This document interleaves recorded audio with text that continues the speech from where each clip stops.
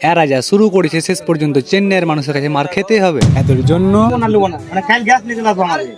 So hello বন্ধুরা, সবাইকে good morning. তো আমি হচ্ছি মাহারুল আর আমি বর্তমানে আছি চেন্নাই। সো তোমরা তো জানোই যে আমি একটা চ্যালেঞ্জ নিয়েছি 50 দিনে 50,000 টাকা ইনকাম করে দেখাবো এই চেন্নাইয়ের মাটিতে। সো আজকে হচ্ছে তার 34 নম্বর দিন।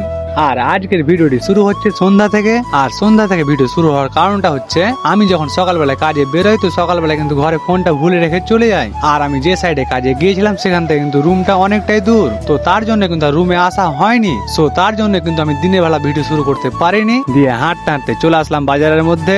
আর আজকে ছিল রবিবারের মার্কেট। সো তোমরা এই যে দোকানের মধ্যে মালগুলো দেখতে পাচ্ছ এগুলো সবই কিন্তু 50 টাকা। তো এই যে তোমরা দেখতে পাচ্ছ ভাতিয়ে কিন্তু কাজ করার জন্য প্যান্ট জামাগুলো নিচ্ছে। দিয়ে ওর প্যান্ট জামাগুলো নেওয়া হয়ে গেলে কিন্তু আমরা চলে আসি এইদিকে, মানে আমরা যার আন্ডারে কাজ করছি তার কাছে পেমেন্ট নেওয়ার জন্য।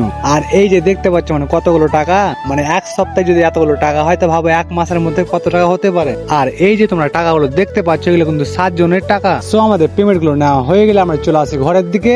আর আজকেও নাকি গ্যাস পাওয়া যাবে না, মানে আজকেও সেই লকড়িতে রান্না করতে হবে। আর এই দিকে কিন্তু আমাদের রুমে কিন্তু একটা লকড়ি ছিল না। সো এদের কাণ্ড দেখছো, মানে যার পারছে তার লকড়ি নিয়ে চলে আসছে। মানে চেন্নাইয়ের মাটিতে শেষ পর্যন্ত এদের জন্য মার খেতেই হবে।